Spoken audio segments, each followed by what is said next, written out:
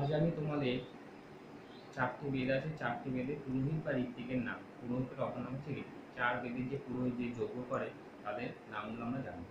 ঠিক আছে, প্রত্যেকে খাতা রেডি করো। দেখো আমরা প্রথমেই কোশ্চেন দিচ্ছি ঋগ্বেদের পুরোহিতে বা ঋত্বিক। তাহলে পুরোহিত বা ঋত্বিকের কিন্তু একজনকে বোঝাবো। পুরোহিত যে তিনি ঋত্বিক, তিনি স্তুতি করে। আমরা সরস্বতী পুজো, দুর্গা পুজো, লক্ষ্মী স্তুতি করে ব্রাহ্মণরা।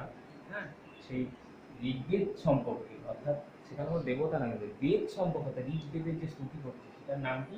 ঋগ্বেদের স্তুতি করে তার নাম হচ্ছে হোতা। তাহলে ঋগ্বেদের পুরোহিতের নাম হোতা, হোতা তয়তা হোতা। ঠিক আছে, তারপর দেখো আমরা সামবেদ জানি। তাহলে বেদ আমরা প্রত্যেকে জানি ঋক, সাম, যজু, অথর্ব। তাহলে চার বেদেই তো পুরোহিত আছে। তাহলে সামবেদের পুরোহিত বা ঋত্বিকের নাম কি?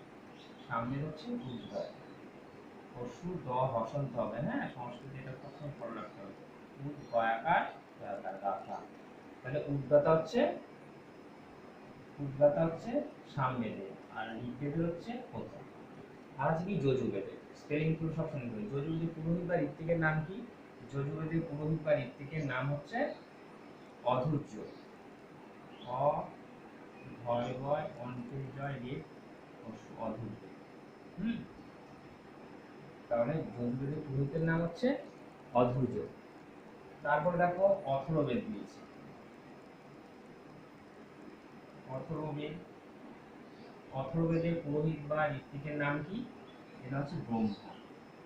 দেখো ব হয় ময় আকার, ব্রহ্মা হয়েছে। তার আমরা প্রত্যেকে আজকে জেনে গেলাম চারটি বেদে পুরোহিত বা ঋত্বিকের নাম কি, যে স্তুতি করে। তাহলে ঋগ্বেদের কি? হোতা। সামবেদের কি? উদ্গাতা। যজুর্বেদের ঋত্বিকের নাম কি? অধৈর্য। অথর্ববেদের পুরোহিতের নাম কি? ব্রহ্মা। হয়েছে। আজ এই পর্যন্তই ক্লাস।